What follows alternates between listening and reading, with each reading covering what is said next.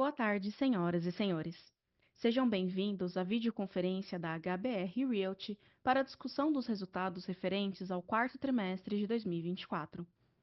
Esta videoconferência está sendo gravada e o replay poderá ser acessado no site da companhia, ri.hbrrealty.com.br. A apresentação também está disponível para download. Informamos que todos os participantes estarão apenas assistindo à videoconferência durante a apresentação e em seguida iniciaremos a sessão de perguntas e respostas, quando mais instruções serão fornecidas. Antes de prosseguir, aproveito para reforçar que as declarações prospectivas têm como base as crenças e as suposições da administração da HBR Realty e as informações atuais disponíveis para a companhia. Essas declarações podem envolver riscos e incertezas, tendo em vista que dizem respeito a eventos futuros e, portanto, dependem de circunstâncias que podem ou não ocorrer. Investidores, analistas e jornalistas devem levar em conta que eventos relacionados ao ambiente macroeconômico, ao segmento e a outros fatores podem fazer com que os resultados sejam materialmente diferentes daqueles expressados nas respectivas declarações prospectivas. Estão presentes nessa videoconferência o senhor Alexandre Nakano, CEO da HBR Realty, o senhor Alexandre Dalpiero, CFO e diretor de Relações com Investidores, e o senhor Alexandre Bicudo, COO. Gostaria agora de passar a palavra ao senhor Alexandre Nakano, que dará início à apresentação. Por favor, Alexandre, pode prosseguir. Boa tarde a todos e a todas. Primeiro, quero agradecer o tempo e a disponibilidade de todo mundo em assistir conosco aqui, participar conosco dessa divulgação de resultados do quarto TRI de 24. Antes de mais nada, eu gostaria de apresentar aqui, temos dois novos participantes na diretoria, o Alexandre Dalpiero, que já esteve conosco na última divulgação, né? Gostaria só de reforçar, ele veio preencher a vaga de CFO e RI da companhia, trazendo toda a sua experiência de mercado imobiliário e varejo, e apresentando aqui pela primeira vez o Alexandre Bicudo, que é o novo diretor de operações, com muita experiência no varejo, tanto do lado do empreendedor quanto do lado do lojista. Acho que ele veio acrescentar aí robustez nas nossas mais importantes verticais, que é de varejo. Dito isso, eu quero falar que agora a gente vai seguir aqui com o reporte dos resultados do quarto TRI de 24. Eu acho que a gente tem importantes mensagens positivas, e eu sempre vou reforçar que a gente continua na nossa trajetória que a gente traçou lá atrás, que é do desenvolvimento imobiliário, que parte dele se faz através da concepção e construção dos empreendimentos para depois termos a receita do aluguel dentro do empreendimento. Então, acho que é importante todo mundo entender que esse ciclo de desenvolvimento imobiliário ele é longo, né? E a gente está no meio dele. E nós vamos agora, a partir desse segundo semestre desse ano e a partir de 26 principalmente, começar a receber, né, a colocar em operação vários ativos que hoje ainda constam na agenda de desenvolvimento. E isso automaticamente, sem a gente fazer esforço, sem a gente colocar nada novo para dentro, isso automaticamente vai fazer com que nossos principais indicadores, qualquer que você queira olhar, receita, NOI, EBITDA, eles serão majorados automaticamente. Mais à frente também, eu quero abordar um pouco sobre a agenda de reciclagem, que é um tema que sempre vem à tona, e eu gostaria de explicar um pouco o status que a companhia está dentro das vendas dos ativos. No slide 3 aqui, eu vou começar pelo slide 3, nas principais mensagens. Eu quero destacar dois itens que, pela primeira vez, a companhia alcançou um marco de 150 milhões de reais na receita líquida. Isso, óbvio, olhando 2024 inteiro. E a nossa receita líquida do quarto TRI foi de 41 milhões de reais, com um acréscimo de 11%.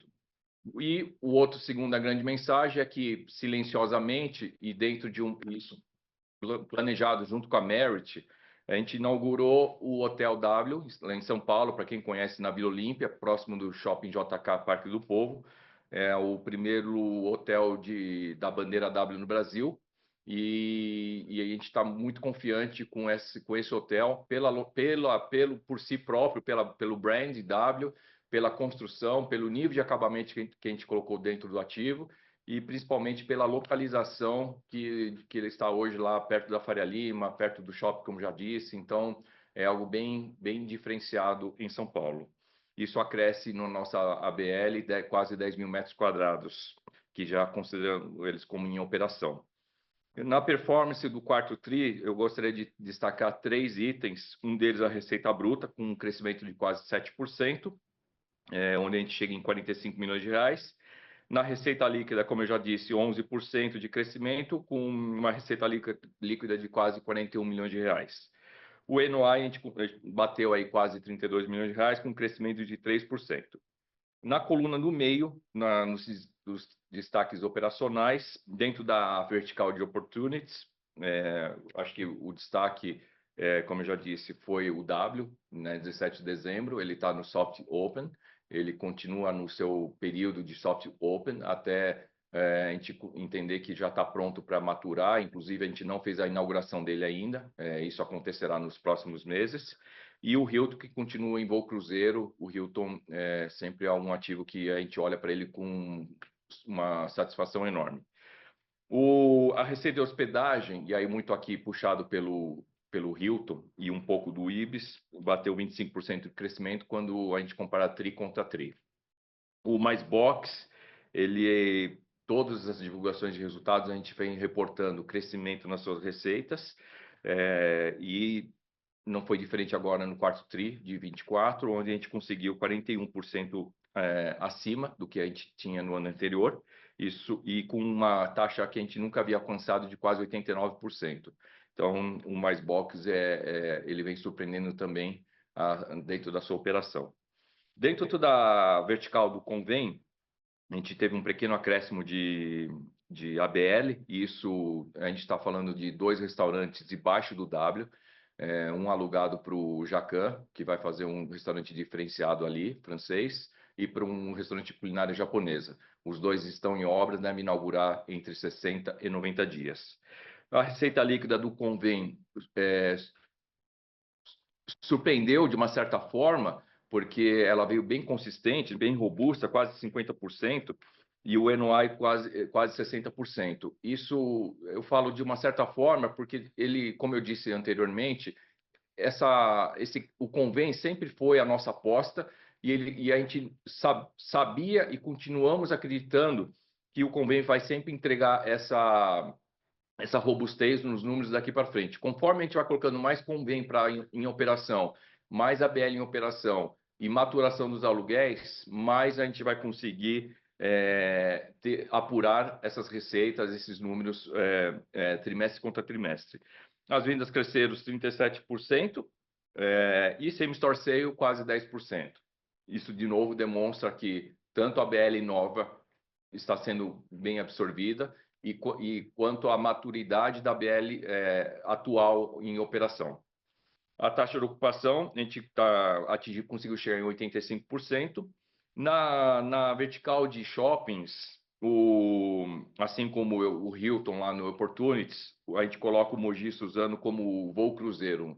Eles estão muito bem, a gente já planeja aí alguma expansão, mas o que a gente tem hoje, a gente está com taxas de ocupação excelentíssimas para os 2 shoppings, e o Olinda Urupema, o Olinda um passo à frente, a gente está em ascensão, né, no seu período de maturação. Olinda, ele está chegando aí já numa maturidade desejada, e Urupema é o mais novo shopping da plataforma, e esse o Alexandre Bicudo vai detalhar um pouco mais à frente. A receita líquida atingiu 19 milhões de reais, com um avanço de quase 7%. As vendas cresceram 10% e same-store sales 6%. E o same-store rent avançou em 4%. A taxa de ocupação, apurando os 4 shoppings, a gente conseguiu chegar em 91%. Dentro da vertical dos corporativos 3A, vale aqui a mensagem que acho que o mercado sempre é uma incógnita, mas falando especificamente no nosso ativo Faria Lima, a WeWork, ela continua sendo a nossa locatária principal, com 10 lajes e meia, e ela vem pagando corretamente o aluguel na data correta, então ali não temos qualquer sustos ali dentro do nosso principal locatário hoje da plataforma. A receita líquida atingiu com isso quase 6 milhões de reais, um crescimento de 7%. A taxa de ocupação, assim como a gente vem reportando, 100% de ocupação.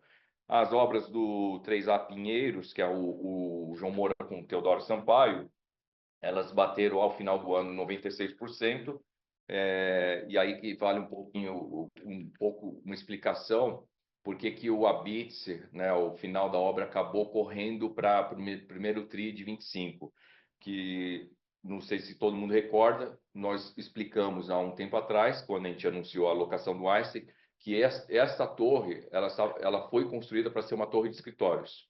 Ao fazer a locação para um hospital, existe uma série de adaptações que tem que ser feitas no ativo, no empreendimento, principalmente em relação às rotas de fuga. Então, a gente teve que fazer uma adaptação profunda na escada de emergência do prédio. Isso fez com que a gente escorregasse o cronograma, mas tudo isso bem acertado, bem acordado com o Einstein. Então, a gente deve ter aí nas próximas semanas já a emissão do ABITS, início de vigência do contrato, e o Einstein entrando já para fazer suas obras de fit-out dentro do ativo. E a nossa torre da Paulista com Angélica em Minas Gerais, cabeça de quadra, elas já atingiram aí quase 12% de conclusão ao final de 24. Então, agora eu vou passar a palavra ao diretor de operações, Alexandre Bicudo, que vai dar sequência na apresentação. Obrigado, Nakano. Boa tarde a todos. Eu vou detalhar um pouquinho mais a nossa atividade de varejo. O Nakano já explanou de alguma forma aí, por alto. No slide 5, começando com o Convém, comentário inicial, nós tivemos um ano muito bom nos Convêns, em duas perspectivas. Primeiro, nós tivemos inaugurações relevantes, então, alguns exemplos, nós tivemos o Convém de Moema, Vila Madalena, Caminhos da Lapa, Pátio São Paulo. No final do ano, os 2 restaurantes disponibilizados a inaugurar os próximos meses no Hotel W. Então, foram entregas bastante importantes e todas em pontos relevantes na cidade de São Paulo, que qualificam ainda mais o nosso portfólio. Segundo ponto relevante dos convênios, que nós estamos num processo importante de maturação nos centros existentes. Então, exemplificativamente, nós temos o BCP, né, um convênio importante no Itaim, onde nós tivemos várias inaugurações de lojas relevantes, restaurantes, que cada vez mais estão trazendo fluxo de pessoas, receita e aluguel para os convênios. Entrando um pouquinho no detalhe das vendas, no quarto trimestre de 24, nós tivemos vendas de 90 milhões e 600 mil reais, que representam 37% acima do quarto trimestre de 23. No conceito Mesmas Lojas, nós tivemos 67 milhões e 200 mil, que representam 10% acima de 23. Nos aluguéis, e aí refletindo também essa maturação, a qual eu comentei agora há pouco, nós tivemos 7 milhões e meio no quarto trimestre, que representam 21% acima do ano passado, e no conceito Mesmas Lojas, 4 milhões e meio, que representam 8% em relação ao ano passado. A ocupação, ela se mantém no patamar de 85%, num cenário em que nós adicionamos novos centros, né? Então, numa perspectiva aí de, com a maturação desses novos centros, nós caminharmos para uma ocupação cada vez maior. Nós tivemos um quarto trimestre com 17 contratos assinados, que são em torno de 1.128 metros quadrados de novas locações.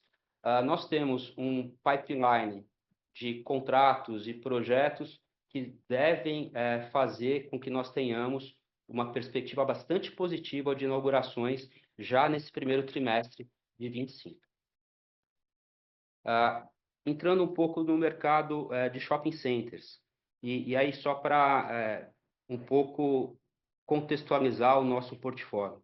Nós temos 4 shopping centers, o Mogi Shopping, um shopping já maduro, com 35 mil de ABL, Suzano, igualmente, um shopping maduro de 25 mil de ABL, Olinda, um shopping de 50 mil metros quadrados de área bruta alocável, inaugurado recentemente, e Urupema, um shopping de 9.500 metros quadrados, inaugurado em 2023, no centro da cidade de Mogi. Então, é um portfólio relativamente pequeno e no qual, enfim, cada um está no seu estágio de desenvolvimento. Em relação às vendas totais, nós tivemos no quarto trimestre, 536 milhões, que representam um aumento de 9,9% em relação ao ano passado. Vendas, mesmo as lojas, nós tivemos uma venda de 482 milhões, que também representam um aumento de 6% em relação ao ano passado. Os aluguéis, tivemos 28 milhões e 300 mil, que representam 9% em relação ao ano passado.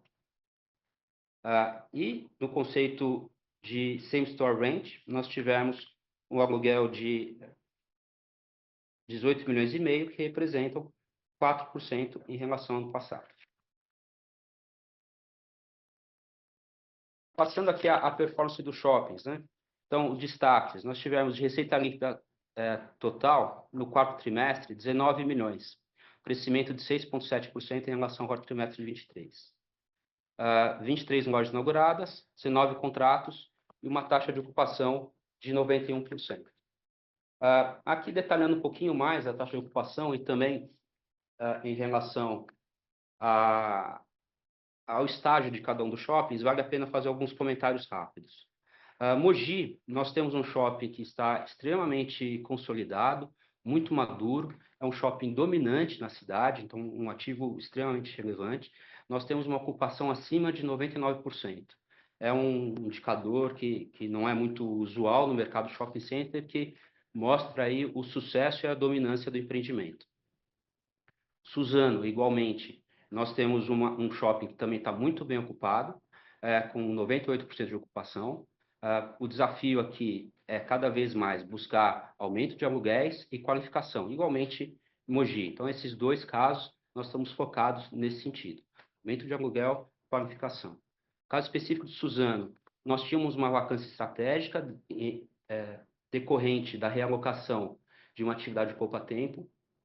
Nós temos, no momento, uma negociação avançada com uma grande loja de varejo e que deve agregar mais ainda valor ao empreendimento.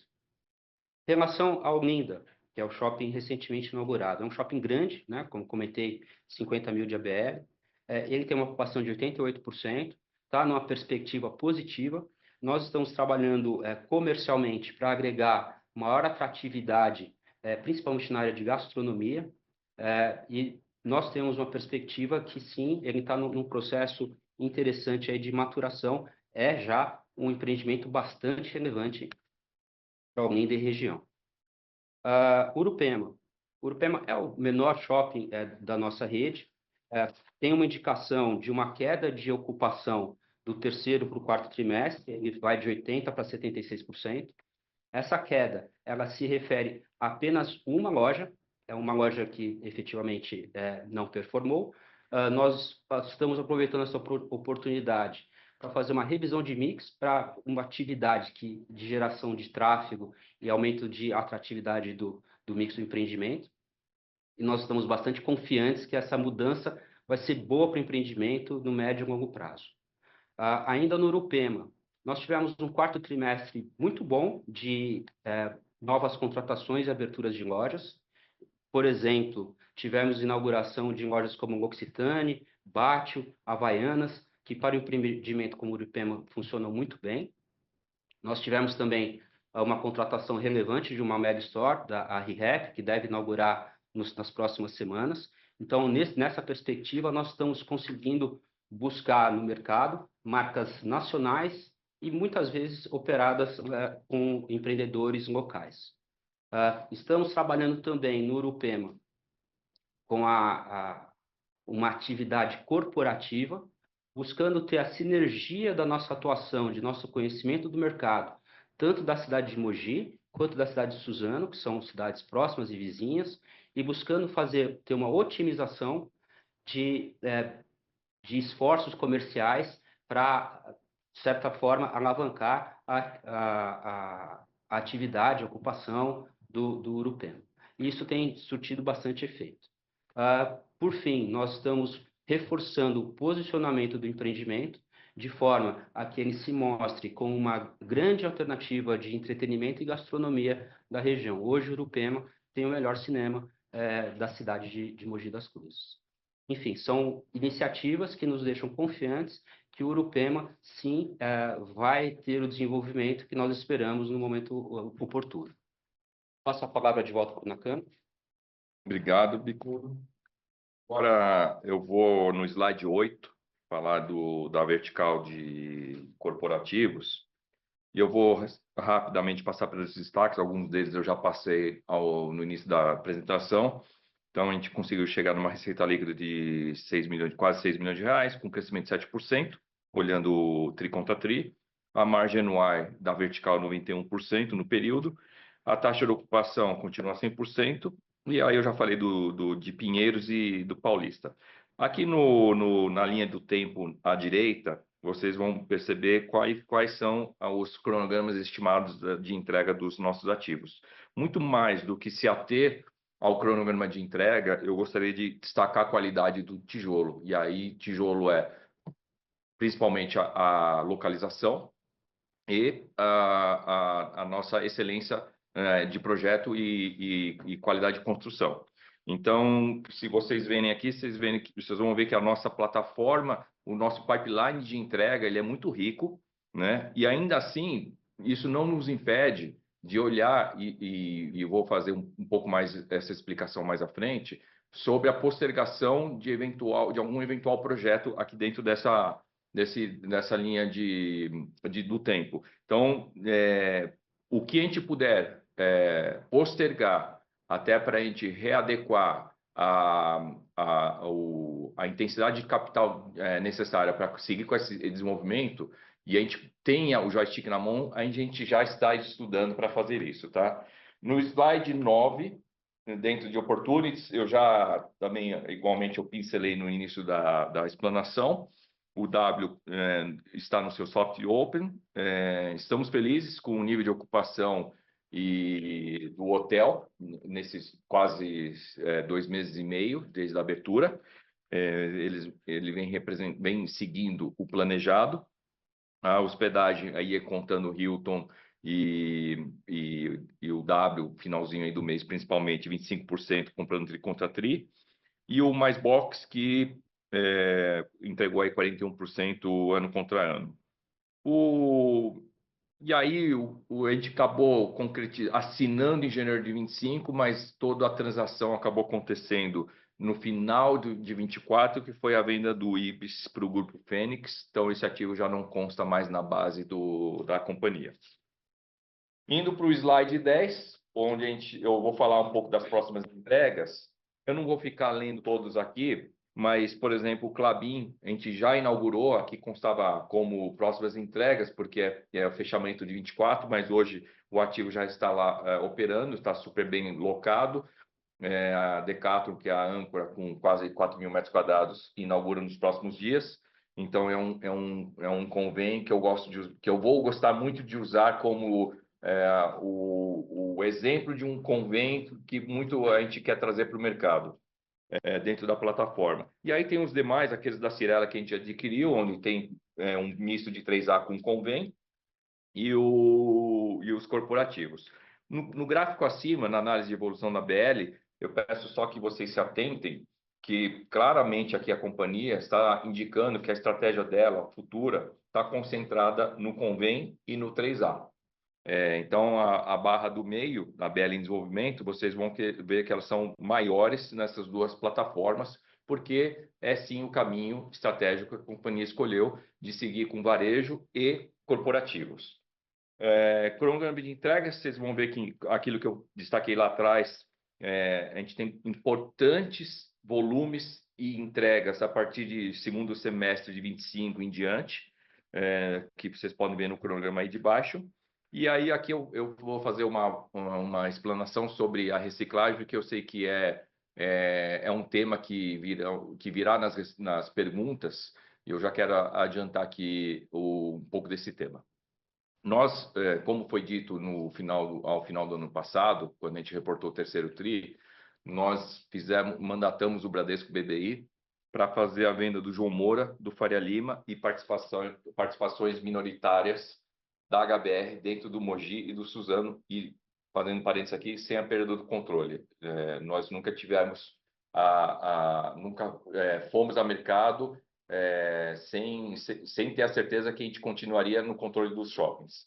E nós recebemos, e aí no início do quarto TRI, um pack de propostas, até que algumas bem interessantes, e a gente elencou lá 2, às vezes 3, para cada ativo, para seguir conversando. O que acontece foi que em novembro, acho que todo mundo sabe, novembro, dezembro, o mercado virou de uma tal forma que a capacidade de funding de vários fundos que estavam bidando na época, ela foi muito machucada.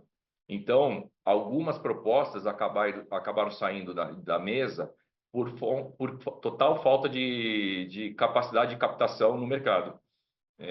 E não porque o ativo deixou de ser atraente, o empreendimento deixou de ser atraente. Então, a gente, infelizmente, fomos atingidos por uma circunstância externa, né, que ninguém imaginou que ia acontecer tão rapidamente em 2, 3 meses aí ao final do ano. Isso não significa que a gente parou na agenda, tá? A companhia, ela segue no seu processo de venda. Óbvio, é claro que agora todo mundo, tanto nós como vendedor, quanto o comprador, ambos precisam ser mais criativos para encaixar a venda dos ativos dentro do cenário macroeconômico atual.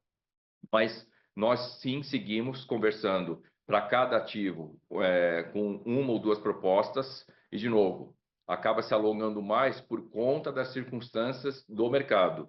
Mas temos sim conversas para o Faria Lima, temos sim conversas para o João Moura, para o Hilton, e mais recentemente fomos provocados para uma eventual alienação da plataforma de self-storage, muito incipiente ainda, muito superficial, mas que dentro da nossa estratégia já comunicada ao mercado, é algo que a gente sempre imaginou ficar muito focado no varejo, e aí varejo, de novo, convém e shopping centers, e nos corporativos. Então, fazendo um resumo, estamos sim vendedores, não vamos fazer loucuras, né? Não vamos vender a preço vil, nós não vamos queimar os empreendimentos, nós temos bons tijolos, e só por isso que a gente continuou tendo conversas com 1 ou 2 players para cada empreendimento. Então, os fundamentos dos nossos ativos são muito bons. Então, isso faz com que aumente a nossa responsabilidade aqui do corpo executivo da companhia, sim, precisamos realizar as vendas, faremos, porque esse nível de cronograma de desenvolvimento futuro requer essa reciclagem, nós sabemos disso. Então, esperamos que aí ao longo desse primeiro trimestre, segundo trimestre, a gente consiga tirar do papel essas conversas, e aí vai comunicando conforme elas vão acontecendo. Mas eu quero deixar muito claro que a não venda ao final de 24 foi muito mais por uma circunstância externa do que uma vontade própria nossa da companhia. Não estamos olhando nada para fazer de aquisição, e estamos colocando toda a energia na parte de operações para tornar mais eficiente a absorção de aluguéis do que a gente está colocando em operação e na agenda de venda. Dito isto, agora eu vou passar para o Dalpiero, que vai falar sobre os dados financeiros da companhia. Por favor. Obrigado, Nakano. Boa tarde, pessoal. Tudo bem? Mais uma divulgação com vocês. Eu participei do terceiro TRI e hoje aqui vamos falar do fechamento de 2024. Vou falar na página 12, onde a gente destaca aqui o avanço da receita líquida em 11,4% quando a gente compara TRI contra TRI, e quase 41 milhões de reais no quarto TRI de 24. Quando a gente olha a visão anual, a gente faz aqui o destaque do marco de ter ultrapassado aí os 150 milhões de reais em 2024, o que representa aí um crescimento de 4% quando a gente compara ano contra ano. Olhando o NOI, a gente também apresenta uma melhora. Quando a gente olha TRI contra TRI, a gente fala de algo aí na casa de 3%. E olhando o ano, a gente tem um aumento de 1%. Seguindo na página 13, olhando os mesmos dados na versão do IFRS, nossa receita líquida totaliza 44 milhões, o que representa um aumento de quase 13%, comparando TRI contra TRI. E quando a gente olha ano contra ano, esse avanço é de 6,3%, totalizando aí um volume de 162 milhões de reais. No NOI do IFRS, esse número soma quase 35 milhões no TRI, o que representa 130 milhões no acumulado de 2024. Seguindo na página 14, a gente ainda falando dos dados financeiros, a gente tem aqui o EBITDA ajustado gerencial para, quando a gente compara ano contra ano, a gente tem uma queda de quase 2%, e quando olha TRI contra TRI, uma queda de 3%. Esse número ele é 100% explicado, dado a reclassificação entre linhas dos custos de allowance. Isso aumenta a nossa base de ativo, o que aumenta a base de depreciação e amortização, que acaba impactando o EBITDA. No FFO ajustado, a gente tem um aumento aí de 30 milhões de reais quando compara ano contra ano negativo, então 63 milhões, impactado majoritariamente por conta do nosso ciclo de investimento no CAPEX, que acaba aumentando por consequência a despesa financeira.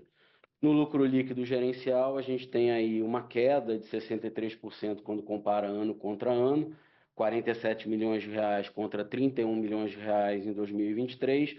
Essa queda ela é explicada pelo impacto do valor justo dos ativos. Então, são as valorizações das PPIs. Claramente, a gente teve uma valorização maior no ano de 2023 e não era esperado que essa valorização continuasse de forma exponencial em 2024. Eu vou falar um pouco mais sobre isso depois, mas a ideia aqui é que o AVJ, que é chamado na demonstração contábil, você, no caso de um desenvolvedor imobiliário, você vai ter etapas do processo. Então, você sai de um terreno para um terreno com projeto, para um terreno com uma construção, depois uma construção que é entregue, uma construção que passa a ter fluxo de caixa. Então, ao longo desse processo, a valorização do ativo vai acontecendo e isso reflete dentro do nosso balanço. Então, a explicação aqui do impacto no lucro, ela é um evento não caixa explicado, como disse anteriormente. Seguindo na página 15, a gente fala aqui do nosso ciclo de CAPEX. Aqui a gente faz a abertura dos valores para 2025, 26, 27 até 2030. Vou aqui seguir a linha que o Nakano mencionou anteriormente. Esse número é um dos números que a gente tem, junto com a agenda de reciclagem, trabalhado de forma bastante intensiva. A companhia tem olhado projeto a projeto e olhando aqui dentro da capacidade do que a gente consegue postergar, atrasar, eventualmente até sair dos projetos, a gente está fazendo esse dever de casa e planeja comunicar ainda ao longo de 2025 cada um desses movimentos que a gente planeja fazer. Na agenda de venda de ativo, também, conforme o Nakano mencionou, essa é a nossa prioridade principal. A gente, por conta de movimentos de mercado, a gente acabou tendo uma demora maior na execução dessa agenda, mas não por isso ela continua como foco principal da companhia. Seguindo para o slide 16, a gente fala aqui do nosso endividamento. Quando a gente olha o nosso endividamento gerencial, a nossa dívida líquida totaliza 1,3 bilhão de reais ao final de 2024. Essa dívida, quando a gente olha a relação dívida líquida e propriedade para investimento, a gente tem um valor aí na casa dos seus 37%. Então, é importante a gente contextualizar que, apesar da gente ter uma alavancagem um pouco alta, essa alavancagem ela conversa com o valor dos ativos que estão sendo entregues. Então, o nosso investimento ele acaba se convertendo em tijolo, e esse tijolo, na execução da reciclagem, ele vai se tornar ao longo do tempo caixa. Então, acho que trazer essa visão aqui é importante. Outra visão que eu considero de bastante relevância é fazer um destaque no perfil alongado do nosso endividamento. Por mais que a gente tenha, de novo, uma alavancagem acima do que a gente queria, explicado pelo nosso ciclo de investimento, a gente possui uma distribuição do nosso endividamento bastante tranquila ao longo dos anos. A gente não tem uma pressão no curto prazo e os indexadores que a gente tem nessa dívida são bem amigáveis. A gente está falando aqui de 90% do nosso endividamento em TR+, POUP+, IPCA mais 5, IPCA mais 6. Então, de uma certa maneira, esse nosso perfil da dívida, mesmo ela estando acima daquilo que a gente quer, a gente vê como um perfil que não sofre tanto nesse movimento macro que a gente tem visto atualmente no mercado. Eu deixo agora com as perguntas do Q&A, podemos seguir para a próxima etapa. Iniciaremos agora a sessão de perguntas e respostas para investidores e analistas. Caso queira fazer alguma pergunta, por favor, digite o seu nome e a companhia no campo de Q&A. A primeira pergunta recebida vem de Herman Lee, do Bradesco BBI. O segmento Convém teve diversas melhorias operacionais. Podem dar mais cor sobre se houve mudanças no mix de lojista? Herman, obrigado pela pergunta e pela participação. Aqui é o Nakano que está falando. Eu acho que assim, não houve uma mudança de mix, efetivamente. O que aconteceu foi uma maturação dos lojistas. Então, o lojista que está indo bem, eles conseguiram maturar, eles conseguiram melhorar suas operações. O fluxo nos convênios, a gente vem notando um crescimento enorme, porque o convênio cada vez mais vem sendo entendido pelo público final, pelo comprador, lá, o cliente das lojas. E aquelas lojas que não performavam muito bem, elas acabaram sendo trocadas ano contra ano aí. Então, toda modéstia aí, eu quero falar o que eu disse no começo, que não nos surpreendeu, né, apesar de ter sido robusto, não nos surpreendeu porque é um caminho natural do convênio. Tá? O convênio, se você projetar ele ao longo dos anos, do que tem para entrar e o que vem para entrar, que são mais ou menos 25 convênios, eles estão em localidades muito boas na cidade de São Paulo, trazendo aluguéis muito robustos. Isso vai fazer com que automaticamente vocês vão ver tri contra tri esse crescimento dos indicadores. Então, o que a gente está agora se esforçando é trazer as receitas o mais rápido possível para dentro, né? Ou seja, contratando mais rápido as lojas e fazendo com que os lojistas façam suas obras mais rápidas. Mais rapidamente. Então, acho que essa questão dos números é muito em função dessa maturidade da plataforma. Obrigado. Próxima pergunta vem de Matheus, da Argucia Capital. O CAPEX incorrido no desenvolvimento dos empreendimentos foi abaixo dos trimestres anteriores. A ideia é manter nesse nível até que consiga o desinvestimento de algum ativo? Olá, essa pergunta que eu vou responder ao Matheus. De fato, a gente tem feito essa agenda, a gente falou brevemente sobre isso no terceiro T, do nosso ajuste de rota.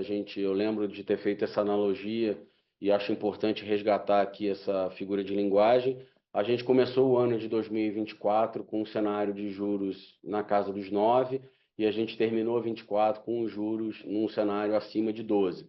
Então, de fato, foi uma mudança macro ao longo do percurso, violenta, e a gente aqui, numa empresa de properties, tem coisas que a gente começa que, de fato, a gente precisa terminar. Não obstante, a companhia já desde o final do terceiro trimestre, começo do quarto tri, trabalhou o máximo possível dentro dos projetos daquilo que podia ser economizado ou postergado, e esse trabalho continua para 2025 e 2026. E a gente vai comunicar isso ao longo de 25 da forma adequada, pelos canais adequados, cada vez que a gente conseguir executar alguma melhoria nesse gasto para cada um dos projetos. Então, acho que é importante pegar o seu gancho para falar sobre isso e para manter aqui o nosso compromisso de que, de fato, a gente vai trabalhar na agenda de reciclagem de ativo, que vai ajudar a gente na redução da alavancagem e, por consequência, abrir espaços aí para uma nova safra de investimentos em CAPEX para desenvolvimento imobiliário. Próxima pergunta vem de Lucas Araújo. O Pátio Urupema continua a trazer impactos negativos para a plataforma HBR Malls. Quando vocês imaginam que o break-even do ativo vai acontecer? E como está a visão para 2025? Lucas, aqui é o Alexandre Bicudo falando. Primeiro, obrigado pela sua pergunta. Nós estamos bastante confiantes que esse ano de 2025 nós teremos essa reversão e atingiremos esse break-even a qual você se refere. Nós estamos atuando em várias frentes. Primeiro, a frente comercial. Nós tivemos um quarto trimestre muito bom, com a assinatura de novos contratos e inauguração de novas lojas relevantes, como eu comentei anteriormente. Nós temos também um pipeline de inaugurações relevantes para acontecer ainda no primeiro trimestre.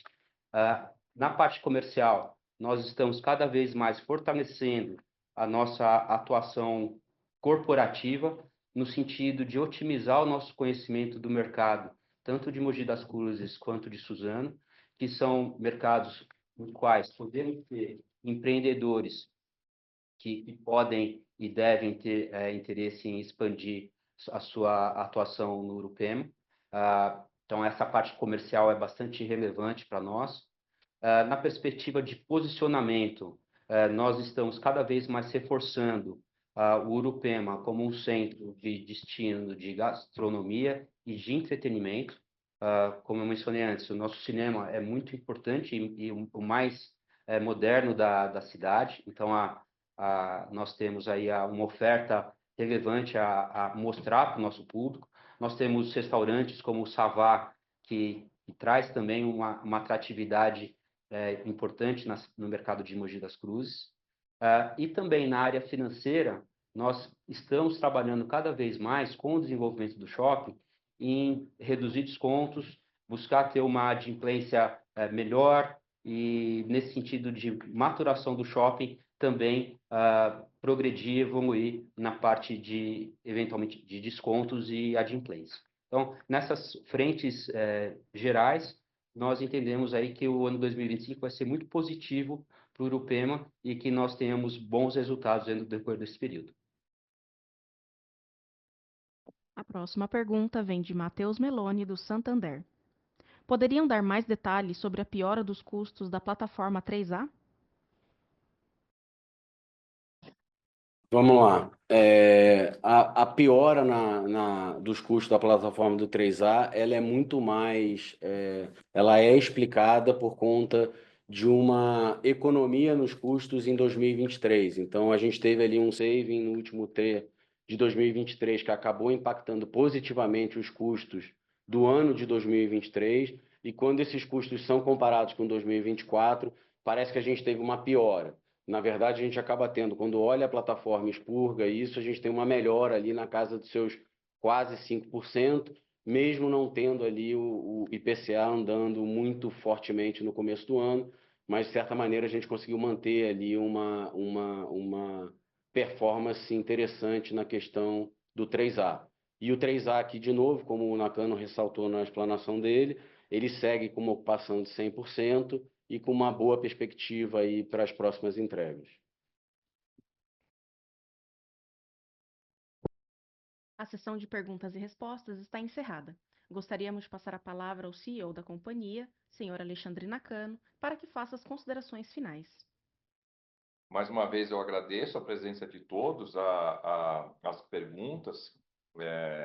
Eu sei que o tempo é curto, então eu me coloco e coloco todos aqui à disposição de vocês para tirar qualquer dúvida, qualquer necessidade de complemento de informação. A gente vai responder dentro do que é permitido, do que é possível falar. Mas, assim, acho que a mensagem final que eu quero deixar na mesa é que, mais do que patrimonialista, a HBR é uma empresa de desenvolvimento imobiliário, onde, desde o início do ciclo imobiliário, que é a aquisição do terreno, projeto, aprovação legal, construção e locação, assim como todas as etapas nós temos feito com uma certa excelência, a parte da reciclagem, que é a última caixinha desse ciclo, nós estamos fazendo, não estamos parados, e sim, esperamos ao longo de 25, dentro desse ambiente um pouco mais desafiador, dar boas notícias. Então, porque nós sabemos que o nosso painel de controle hoje tem vários instrumentos. O maior deles hoje é o caixa. A gente está sempre de olho no caixa.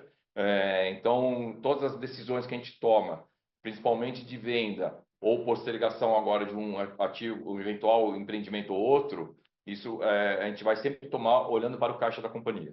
Então, fiquem tranquilos que a gente não está tocando a companhia sem olhar o caixa dela. E esperamos que nos próximos meses aí ou semanas a gente venha com boas notícias para vocês. Mais uma vez, obrigado e boa tarde a todos. Boa tarde.